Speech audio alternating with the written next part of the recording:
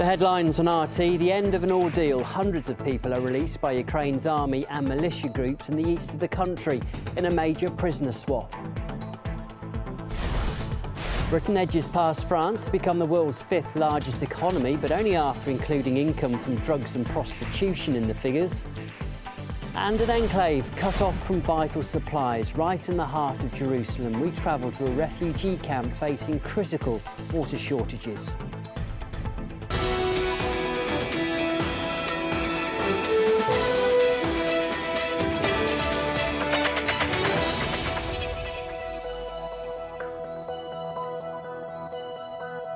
Hello there, it's just gone midday here in Moscow. You're watching RT International. Now, hundreds of freed captives have been reunited with their families in East Ukraine's conflict zone as the army and anti-government forces completed their biggest prisoner swap so far. Many of the army's captives were women caught up in the standoff. Сняли на блокпосту. Я ездила к брату в гости. И сняли на блокпосту. Попала на аэропорт. Пытали. Потом ЮВС, СИЗО. Ну вот месяц. Сегодня, кстати, месяц, как я. The prisoner swap is seen as a rare sign of cooperation between Kiev and the defiant regions of eastern Ukraine. It also comes against a backdrop of stalled peace talks. The sides called off a round of negotiations which was supposed to take place in Belarus on Friday.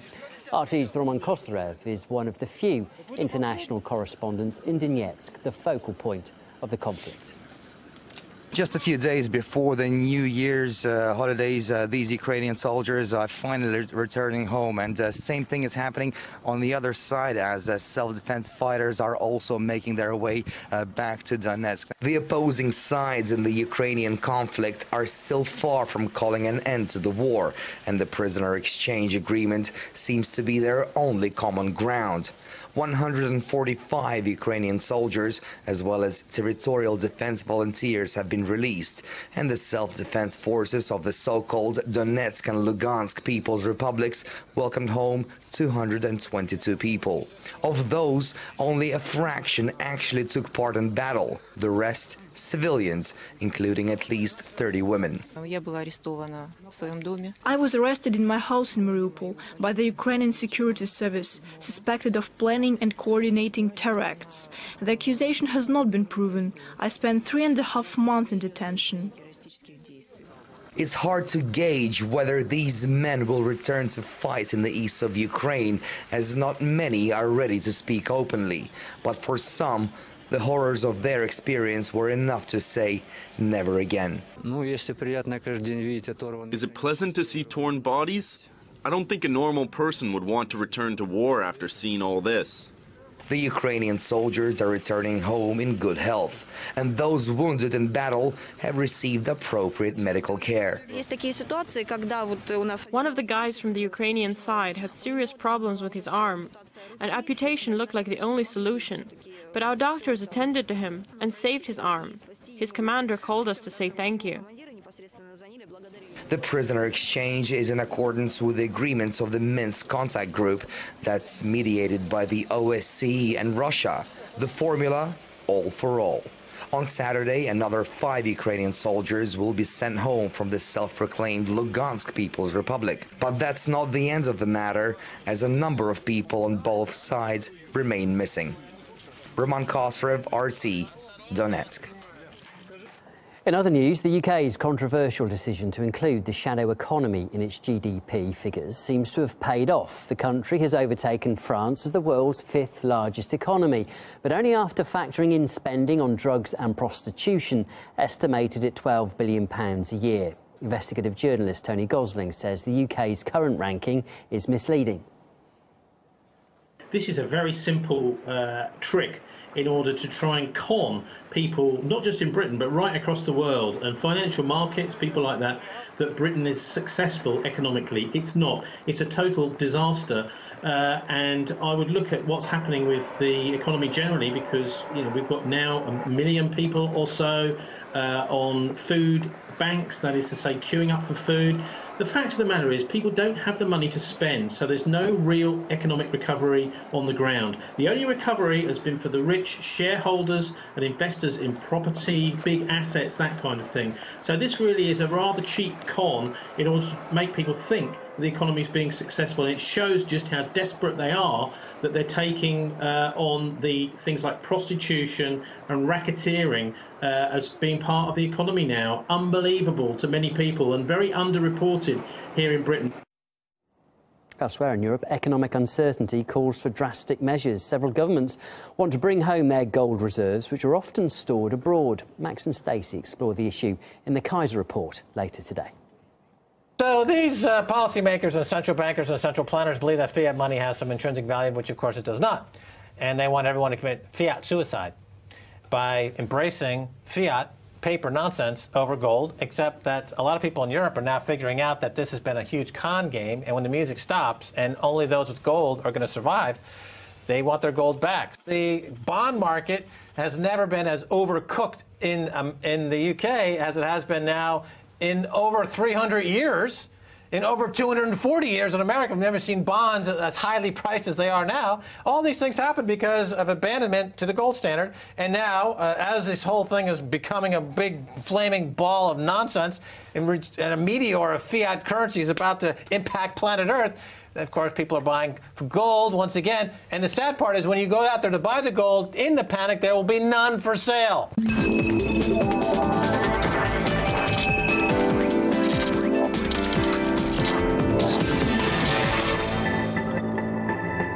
Meanwhile, European regulators are cracking down on energy-hungry household appliances in their drive to improve efficiency. And large-screen TVs could be next in line, but as Peter Oliver found out, many think it is a step too far.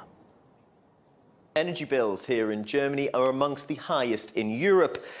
And they're going to remain up there even after promises by some energy companies to lower the average yearly household bill by around €30 starting in 2015. One way the European Commission proposed to cut the amount of energy we use is to limit what certain appliances use when it comes to power. But when it was proposed that that would mean that certain vacuum cleaners would be banned, well, it saw outrage in the United Kingdom and a run on the shops to stock up on certain models. Also potentially in the firing line are kettles. They would have to be redesigned to make sure that they switched off quicker and that they lost less heat.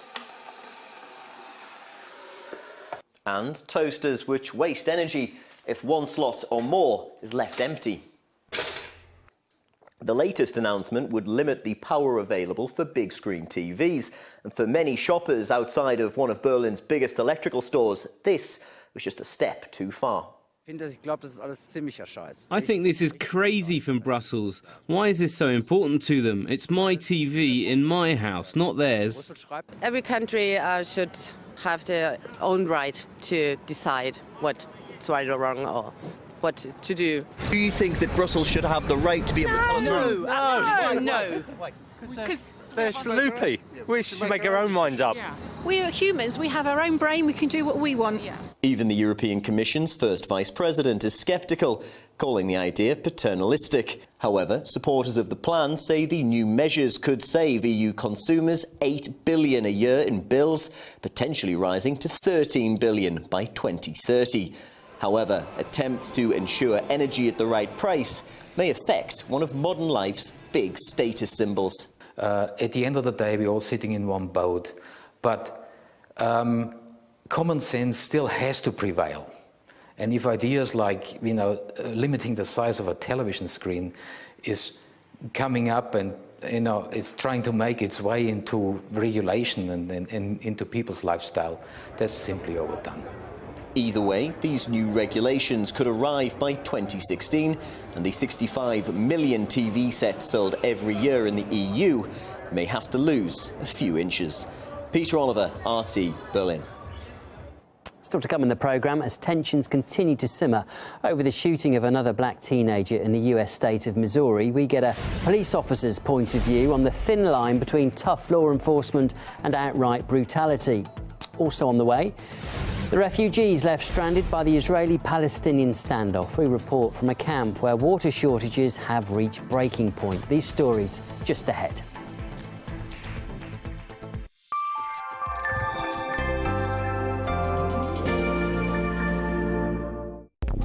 How does the modern world work? It's about power, and it's about democracy. The risks we take unconsciously. What's really suffered is human relationships, family life. The unseen dangers of our society. It's really quite remarkable, the contrast between, if you like, the material success of our societies and the social failure.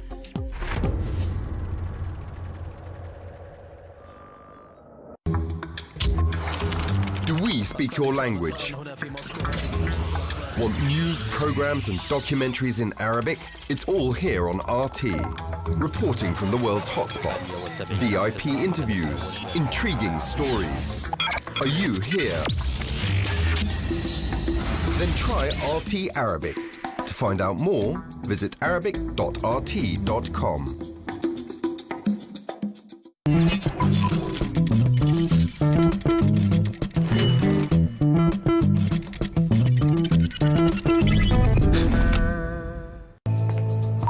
The interview for tomorrow is confirmed. 10 a.m. At the World Trade, it is hoped that they will find a global solution to a global problem.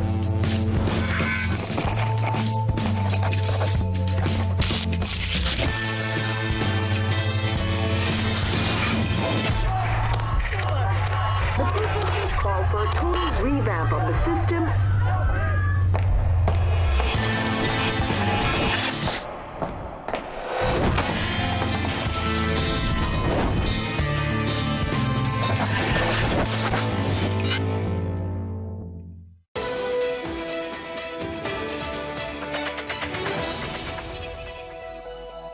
Hello and welcome back. Now, hundreds of police have gathered in New York City for the first of two ceremonies to honour a pair of officers who were shot dead in their patrol car. Rafael Ramos and Wenjian Liu were killed in a daytime ambush last Saturday. The killer, who later took his own life, had earlier left online threats saying he wanted to avenge the deaths of Eric Garner and Michael Brown, two black men killed by police earlier this year in cases that sparked nationwide unrest. Tensions were further strained this week after the shooting of another black civilian in the state of Missouri. Well, in Oakland, in California, protesters against police brutality vandalised a Christmas tree there. They tore down the lights and decorations and smashed the windows of nearby stores. To get some perspective on the lack of public trust in the police force, we heard from Officer Dennis Sheriff. We have a major issue in America with some of the officers who are corrupt and mistreat people in the community, and you also have good ones. But at the same time, we have to work on community police relations is my main issue.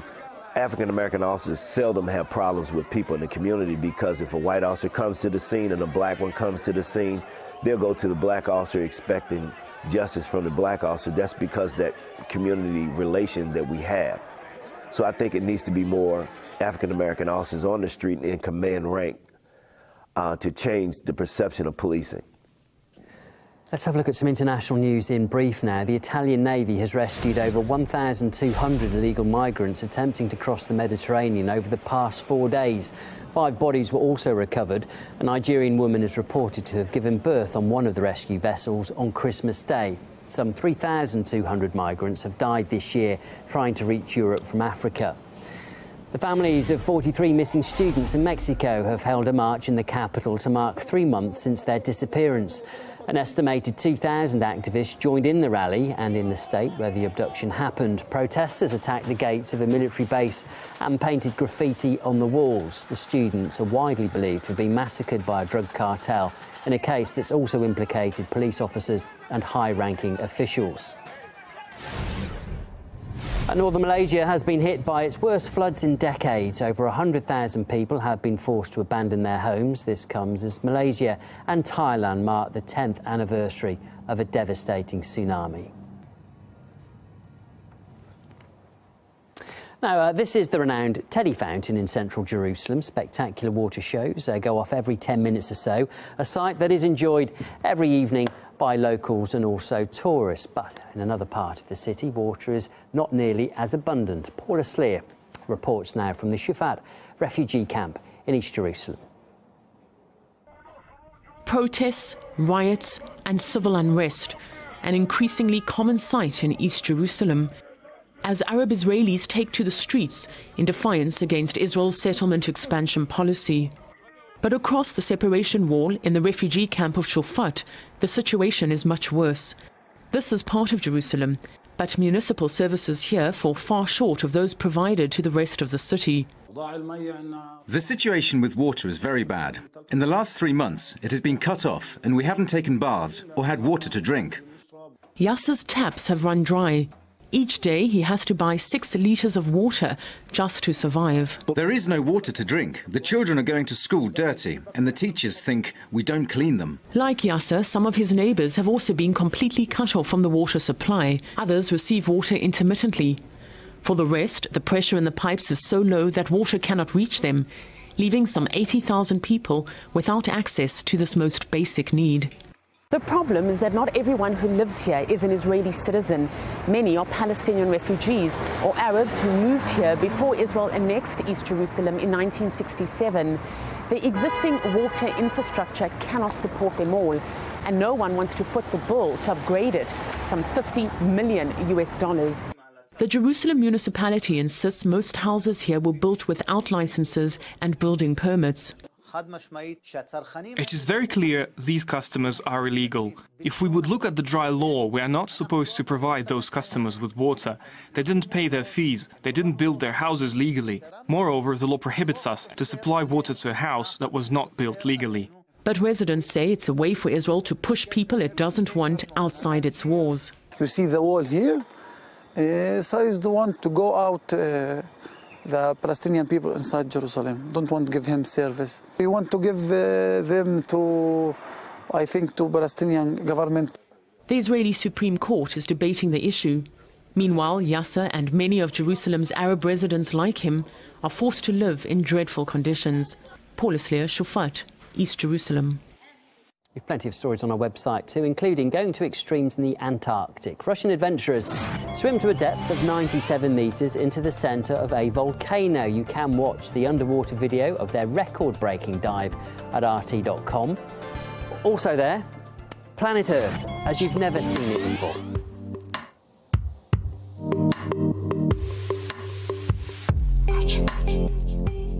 A 6-minute time-lapse video combines over 1,000 images taken by German astronaut Alexander Gerst during his 6 months in orbit.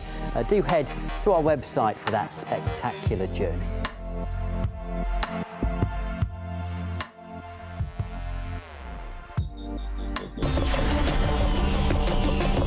Right from the scene. First-rate news and eye-gripping pictures.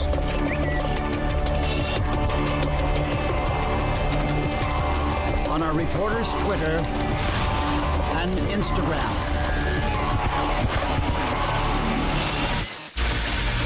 To be in the know, follow us online.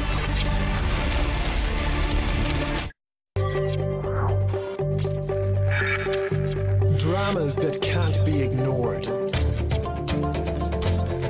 Stories others refuse to notice. Faces changing the world right now. A full picture of today's news. Live, on demand, from around the globe. Rockley.tv.